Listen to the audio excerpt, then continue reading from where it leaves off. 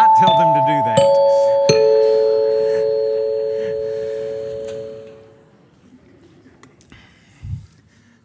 So I was really proud of the picture in this slide.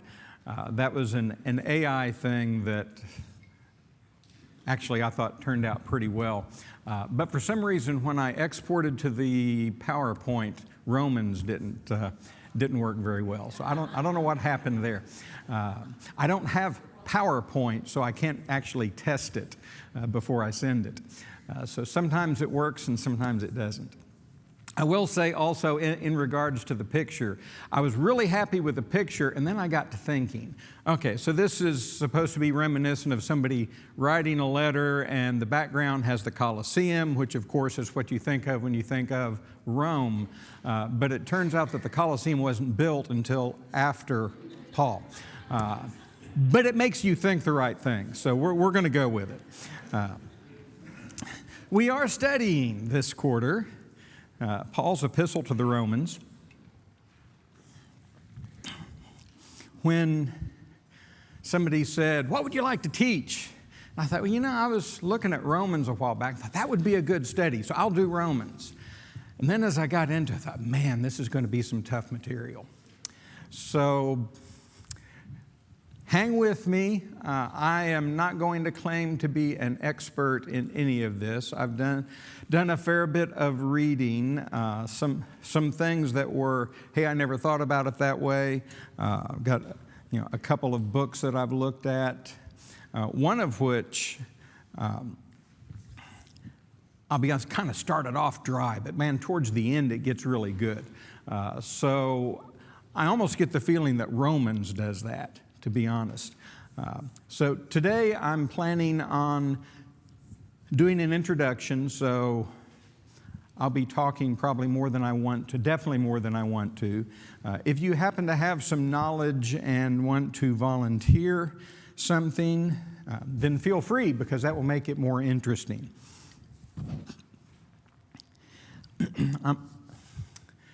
Towards the end of the class period, I want to look at chapter 1, and then we'll move on. This will be definitely text-based. However, it's not going to be a verse-by-verse. My plan is to get through all 16 chapters of Romans, and we have 12 weeks in this quarter. So some weeks will be about a chapter, some weeks will be 2, some weeks might be a chapter and a half. So we're not going to get into every word, but we're definitely going to get into the concepts.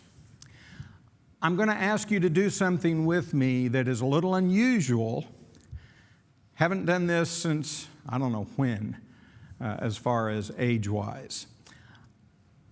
I find it difficult to think about memorizing Scripture.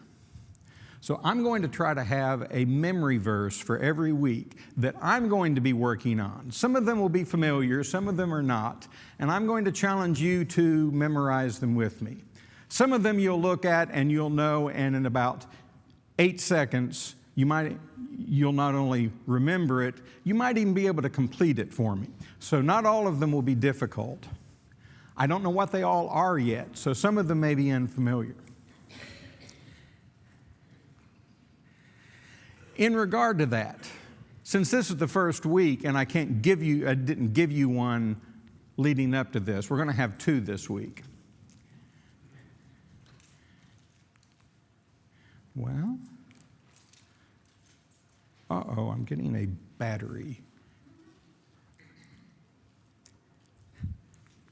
Okay, so advance to the next slide, please. There we go.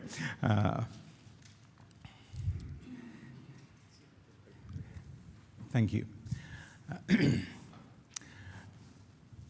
This, actually 2 verses, and we'll talk about them in a few moments. Nearly everything you read will say that Paul's theme is found in chapter 1, verses 16 and 17. I don't know that of the handful of, I've looked at 2 books in depth. I've started a third one and then read a bunch of stuff online. And I don't think I've seen anything that said, other than Paul's theme is in 1:16 and 17. So chapter 1, verse 16 is the verse, and you will recognize this one, that we will say is today's memory verse. So if you want to say it with me, go ahead. For I am not ashamed of the gospel, for it is the power of God for salvation to everyone who believes, to the Jew first and also to the Greek. Thank you. All right, hopefully that will work. Just for the record, I wrote down here ESV. I probably won't do that on every time I quote a verse. I bounce around usually between ESV and one of the New American Standard translations or variations for what I read. I will probably be sticking to ESV because a lot of people read it, so I may just, because it is pretty common and I think it's a decent translation. So if you don't see any designation from here on out, assume it's ESV at least to start if you're curious. Okay, I'm not ashamed of the gospel. Romans is where Paul really gets into the gospel. Now it's interesting, he's writing to a church. He's writing to the church in Rome, but yet he still spends a lot of time talking about the gospel message. And in particular, there's a recurring theme, and we won't really get into it much today, of grace. Today we're going to start into why we need grace. But grace is a theme that pops up over and over, and it's this gospel. Gospel we always learn, it means good news. Well, the good news is this grace that we get because of Jesus' death on the cross. So he says, I am not ashamed of the gospel, for it is the power of God for salvation to everyone who believes, to the Jew first and also to the Greek. Jew versus Greek. This is something that's going to come up a lot. Maybe I should get to that in a few minutes. But I want to point out that it is in this theme verse, Jew versus Greek, because there were definite differences. Okay, some background. Rome. The Roman kingdom, it is generally believed, was prophesied in Daniel 2, Daniel, I think it was 8, a couple of places. You can find some people debating on exactly, what kingdoms or kingdom that last interpretation is. The head, body, and thighs of Babylon, Medo-Persian Empire, and Greece is actually spelled out in Daniel. So that part is pretty clear, and nearly everyone will say that the legs, the calves of iron, if you see the usual cartoon, and the feet of iron and clay refer to Rome. So this is a kingdom that God, through the prophets, specifically Daniel, did predict. There was this statue that Daniel interpreted. The head, he said, that's you, Nebuchadnezzar. That is the kingdom of Babylon. And then the arms and the shoulders, or the chest and arms, were made of silver. He says those are the Medes and the Persian, because that was a kingdom that conquered Babylon. And then later, Alexander the Great for Greece conquered the Medo-Persian Empire. And then Rome conquered Greece. So that is pretty well accepted. I'm getting ahead of my slides here. That fourth kingdom, Daniel. And there shall be a fourth kingdom, strong as iron, because iron breaks to pieces and shatters all things. And like iron that crushes, it shall break and crush all these. As you saw the feet and toes, partly of potter's clay and partly of iron, it shall be a divided kingdom, but some of the firmness of iron shall be in it, just as you saw iron mixed with the soft clay. So this is one of the reasons that people really confirm that not only was, did Jesus come during the Roman Empire, which says, well, that's what they were talking about, but the Roman Empire did have some factions, and it was somewhat divided. So Rome was prophesied. Okay, Rome. Looks like my transition didn't make it there. That's fine. The Roman Empire was not always an empire by that word. Where we first really started hearing about it was the Roman Republic. And that started in about approximately 509 BC and ran through 27 BC. I'll assume these dates are at least close to correct. Everybody seems to agree on them. It was known for having the Senate.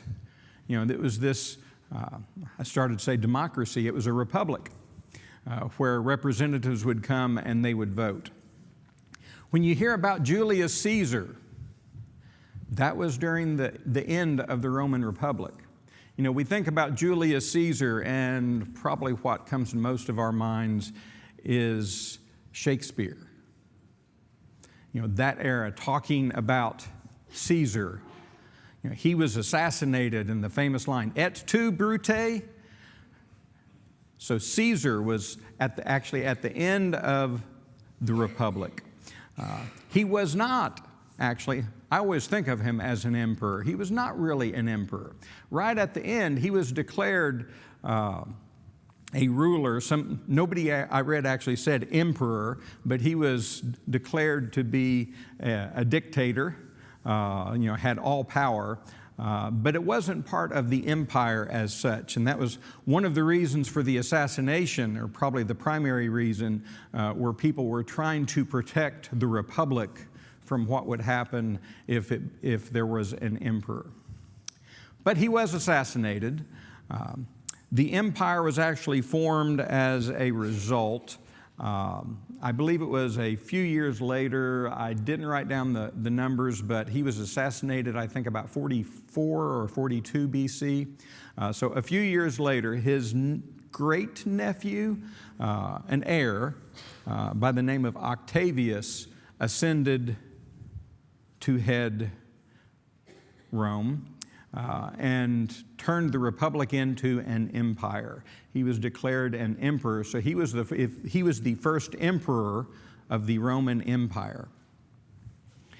Started about 27 BC, ran through AD 14. Notice that includes the period of the birth of Christ.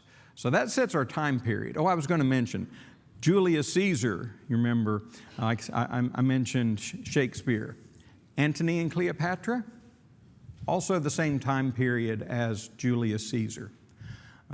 So those were real people, and that was when they were set. So you get into, the birth of Christ and then the growing church, and all this is happening during the early days, or relatively early days, of the Roman Empire. There were several Caesars, the emperors that followed Augustus. About maybe the third one after Augustus was Nero. Nero was the emperor from about 54 to 68 AD. So he would have been the emperor during the time of Paul's writing and his later visit to Rome. So here's our setting. Nero, all right, I'm tired of talking, I got to take a drink, so I'm going to ask you a question. Was Nero a nice guy? Everybody knows that one. There you go. That's right. Nero was not a nice guy. He was actually known for persecuting Christians. So once again, set the stage here for what we're going to be talking about.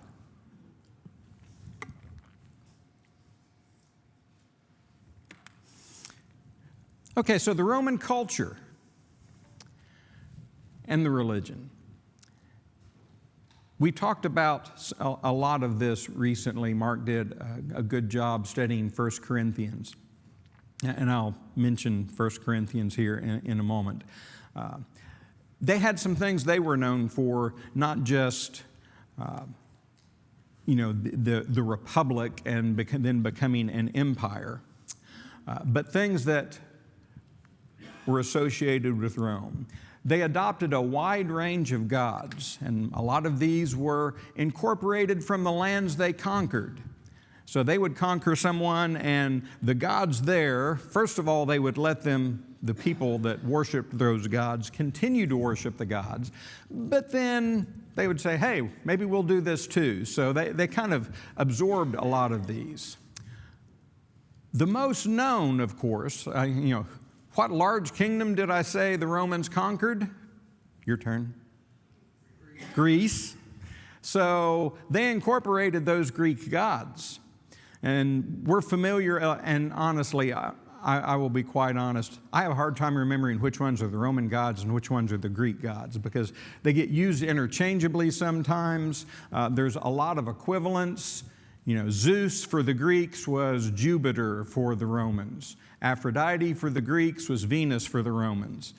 So they had all these gods and the mythology behind them. Those are the ones we think of most often. But, and again, I'll go ahead and throw up this next one so I don't forget.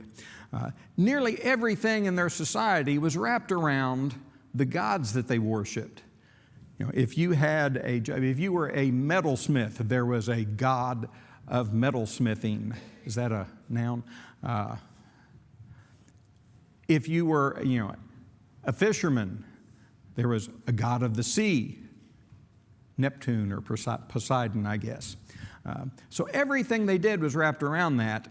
And Mark was talking in 1 Corinthians 8 about how this influenced, what do I do with meats that have been offered to idols? You see the same thing, that same dilemma happening in Rome. So chapter 14 of Rome has a lot of the same discussion. So we'll see when we get there how deep we go into it, since Mark already did touch on that recently. Continuing with their religion, emperor worship began with Julius Caesar. I say emperor worship. He was deified by the Senate. It was actually posthumously. Here are my dates. He was deified in 42 BC, which was a couple of years after his death. And as best I could tell for a while, it was more often that it would happen for a dead person than a live person. But Augustus, as we said, he was originally Octavius and took the name Augustus when he became emperor. He kind of formalized it. And, he said, kind of slid it in. Don't have time to talk about how he did that. There was a speech and kind of claimed that he was a descendant of the gods. So that became formalized. And then it just became, maybe I'll say an institution. The Roman imperial cult is a phrase that you will see. I did not coin that one. And in one place, I actually saw a reference to imperial cult, and then in parentheses, they gave the Latin. It was like cultus imperialis or something like that. So that was a term that has been used in history. So not only did they have all these mythological gods that they worshiped, there was emperor worship. Lots of accomplishments for Rome. Military conquest, that's the kind of the big one. That's what expanded their borders so much. I have a map here to show in just a second to show at least a rough idea of how widespread their influence was. Again, while I take a drink of coffee, what else do you think of when you think of Rome? The roads, yes. They had a lot of really good infrastructure. They advanced a lot of engineering. On that same topic, what other infrastructure things were they famous for? Aqueducts, yes. That's the one that I tend to forget about until I see somebody reference. I say, oh yeah, they did that. That's pretty doggone impressive. Oh, I forgot, roads. Have you ever heard the expression, all roads lead to Rome? I had. Turns out, when I looked it up, that phrase did not apparently get written until it was like the 11 or 1200s. But it was because Rome was known for having this large network of roads, and they branched out into the different parts of the kingdom. And you'll even see references to the Appian Way, for example. So the way is the road, or and I don't remember the Latin. Via was way, and we still use the word via today to mean, how to get from one place to another. I went from here to Tennessee via Asheville. So it's the Asheville Way or the Asheville Road. So yes, that network of roads was very big. They had aqueducts. What other in terms of engineering? I mentioned it earlier. Architecture, yes. So the Colosseum is the big famous one. But that's what all of these structures, they had temples, and I can't even name them. My Roman history is very poor. So if you're an historian, and I know at least one or two are, be patient with me, please. So yes, they had a lot of architecture. They had engineering, and the engineering would, of course, went into the architecture as well. Okay, so the map. It's kind of small, and I couldn't come up with exactly the map I wanted, but this was as close as I could find. This map is the approximate map of the Roman kingdom in AD 68-69. And this was right after the death of Nero, which would have been, again, slightly after the death of, or at least the traditional death of Paul. The yellow is not the kingdom. Those other colors would all designate portions of the kingdom. During this time, right after Nero, they had, and I learned this one, that there was like the year of 4 emperors or something like that. So these colors actually refer to areas that were loyal to different of the 4 people that were vying for leadership.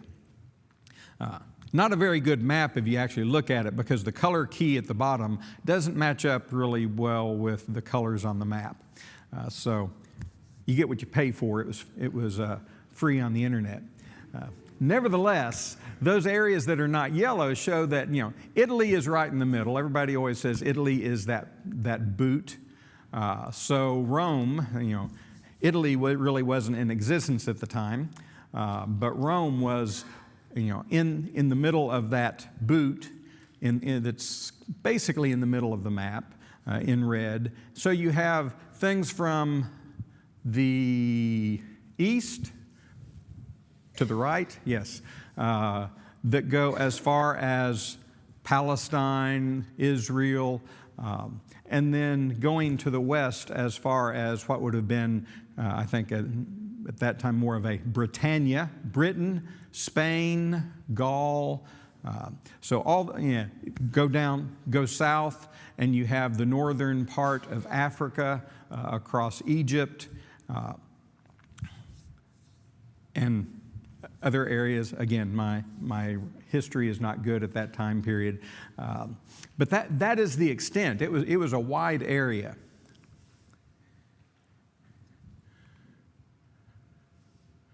All right. The establishment of the church in Rome. We don't really know exactly how it started. May have been started, though, with roots at Peter's sermon at Pentecost. In Acts 2, verse 10,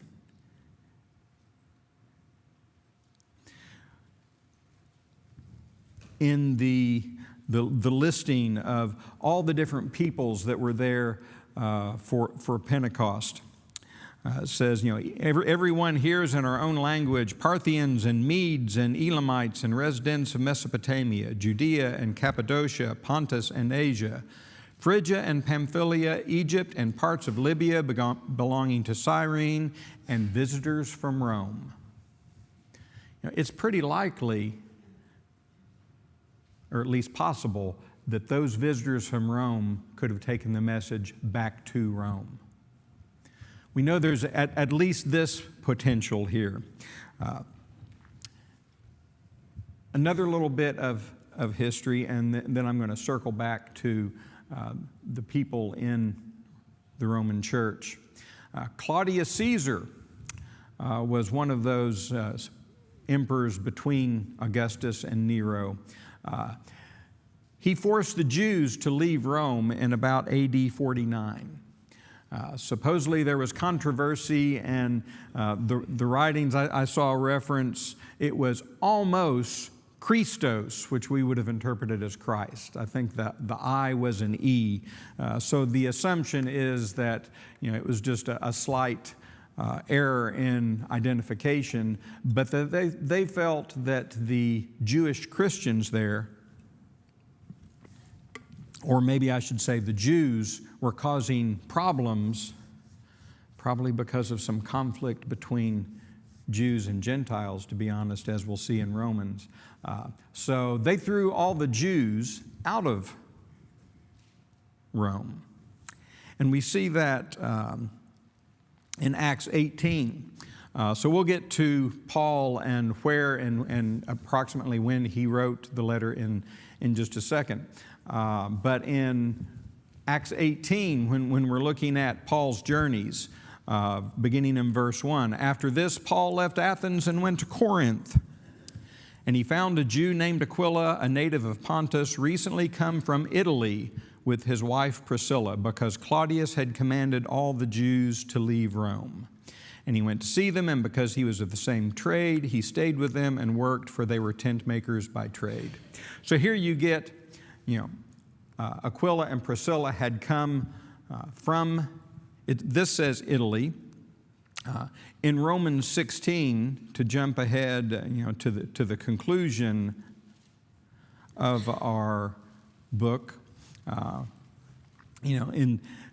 as is common at the end of one of Paul's letters, he has greetings, and he says, "Greet Priscilla and Aquila, my fellow workers in Christ Jesus, who risked their necks for my life, to whom not only I give thanks, but all the churches of the Gentiles give thanks as well. Greet also the church in their house." So here was another area where there would have been some cross-pollination, some influence. So how it actually happened, we do not know. And I should have bumped this up. That Claudius forced the Jews to leave Rome. So for a while, the church in Rome would have been exclusively made up of Gentiles. The Jews would have taken it there and planted it and got it started, and there would have been a mix of Jews and Gentiles, but then all the Jews had to leave. And it was several years. I didn't find anybody actually saying how long. Based on some numbers, I would say around 10 years between 49, when they were forced to leave, and then you start getting references to when Paul wrote the book of Romans. We'll say 10 years later, may have been 8 or something.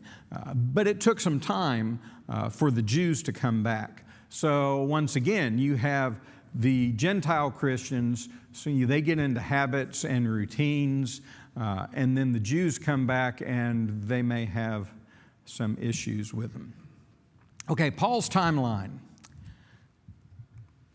What do we know about Paul? He was a Jew from Tarsus. He does a really good job explaining himself in Acts.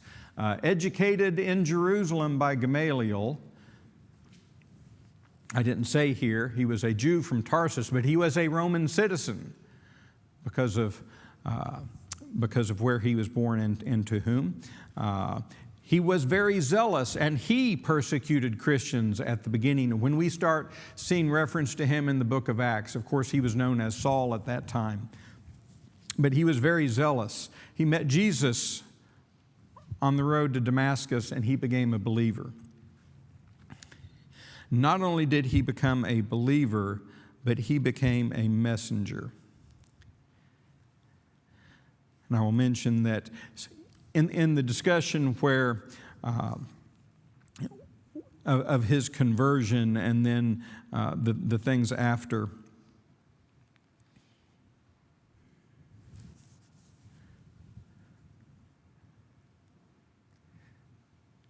Acts 9:15, when Ananias was told to go speak to Paul, Jesus is appearing to him and says, "Go, for he is a chosen instrument of mine." And even at this point, he says, "A chosen instrument of mine to carry my name before the Gentiles and kings and children of Israel." So here was this devout Jew who was persecuting Christians, is now said, he's going to carry my name, and already it's to the Gentiles. I'm running out of time, so I'm going to gloss over this one. In Acts 11 and 13, there's some detail in how he transitioned from preaching to the Jews to preaching to both Jews and Gentiles, and that's a good read.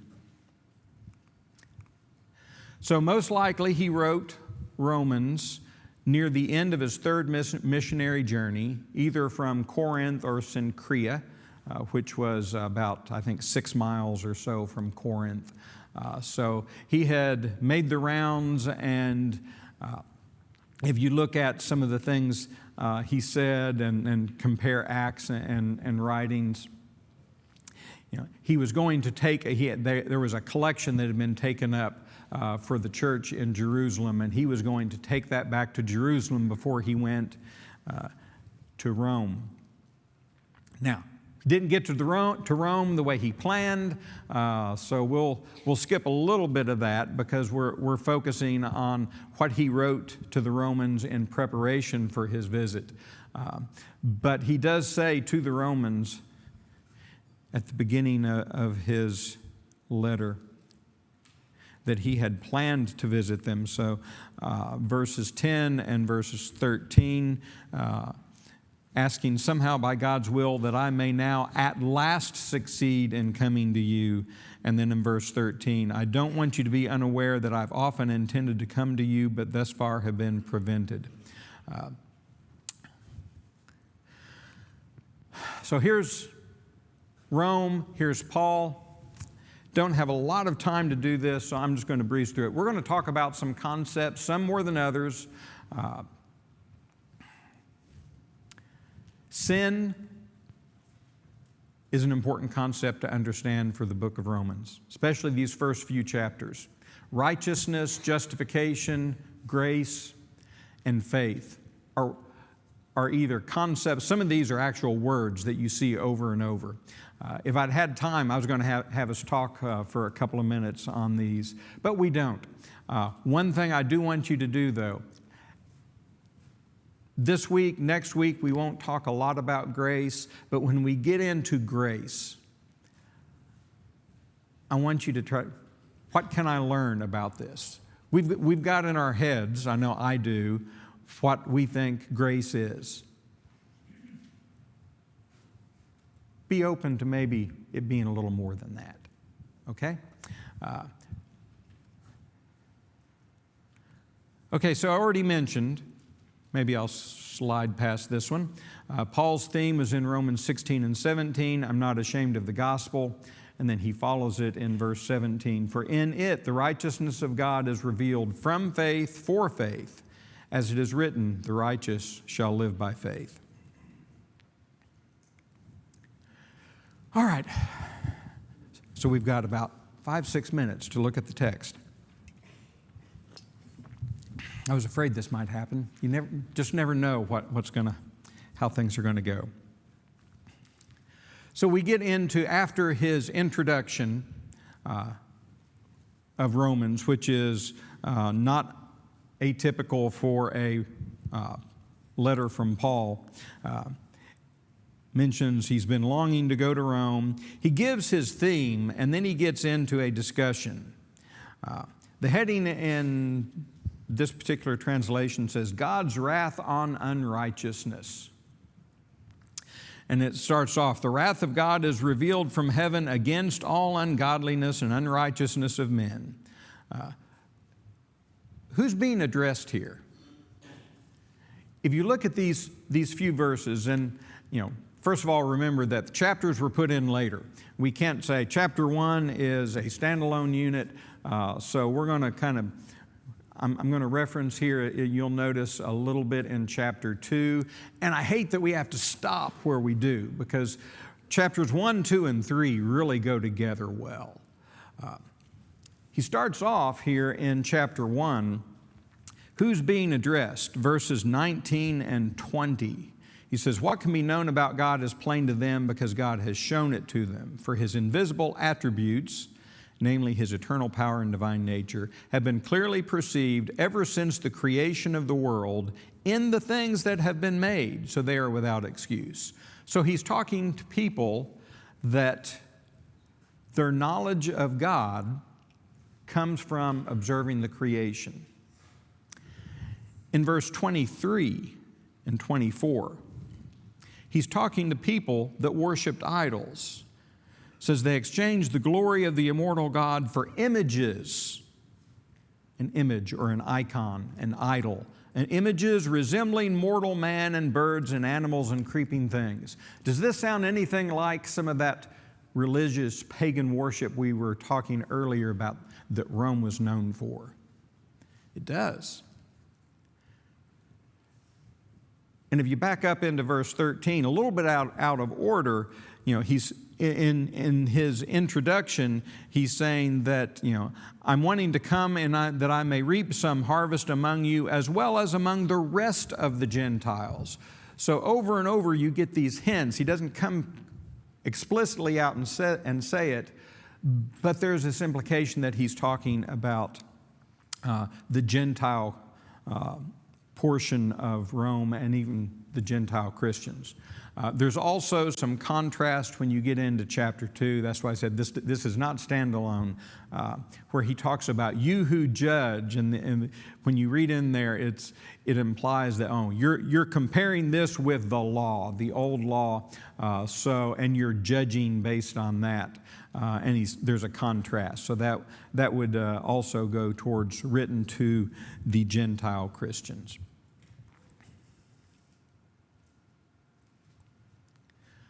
But what's the bottom line?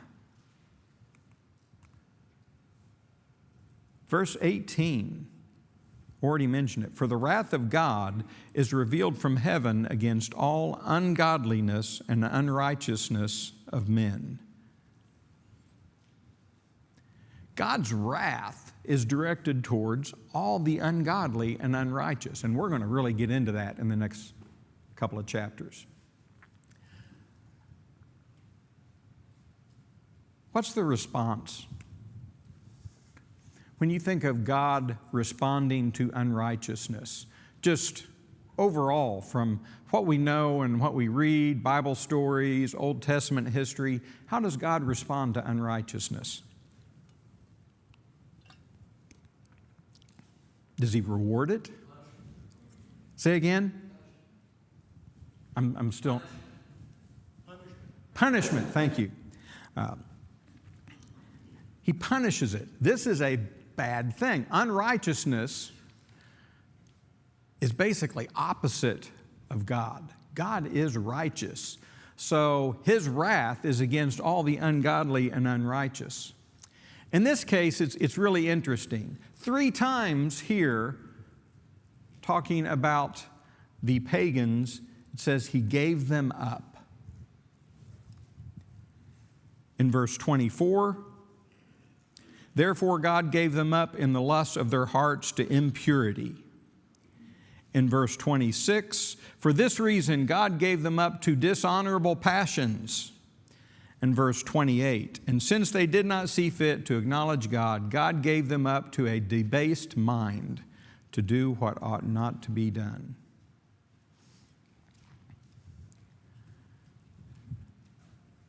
What did God do when over and over the people said, "We want a king, we want a king, we want a king"? What did he tell them? Did he say, "You're going to enjoy this"? No, he said, "You're not going to enjoy it, but you ask for it, I'm going to give it to you." I look at that as kind of this same approach. They gave him up. They were turning, they were exchanging the image of God for idols. And actually that 24, 26, 28 sequence is also pretty good. They worshiped the creature rather than the Creator in verse 25. And then it says, "For this reason God gave them up to dishonorable passions." In verse 27, and this gets into the disapproval and the speaking against homosexuality. Go ahead. Age-old question, why would a good God send anyone to hell? Mm-hmm. It's not that God sends you to hell, it's that you have separated yourself from God, and God allows that to happen because of your separation. That's right. It's our choice. God sets forth the consequences, but it's up to us to choose. So that is true. All right, so to wind up, people kept rejecting God, and all people, all of the ungodly and unrighteous people, and we'll get into the whole Jew versus Gentile thing next week. But he gave them up. His response was, "Okay, you're going to have to take the consequences." But just a moment for us. Is it possible for us to worship an idol instead of God? It might be a different idol than we read about here. But I know we've all had discussions where we talked about idol worship today. Is it possible for us to exchange truth about God for a lie? People do that a lot. And is it possible for us to refuse to acknowledge God? These were the things that were associated with those three "he gave them up" phrases. What's the result if we make these choices? Punishment. That's right. He's going to give us up too. He says, you want to do these things, you're going to have to take what comes with it. Okay, so back to our memory verse.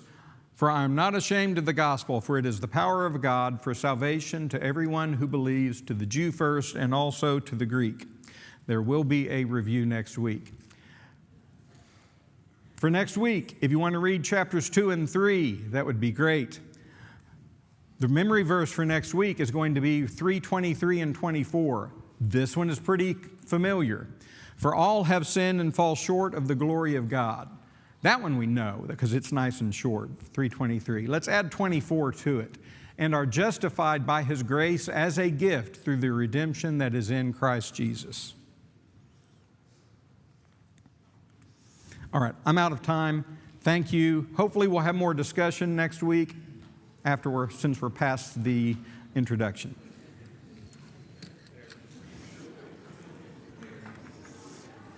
Interesting in those verses is that he talks about the righteousness of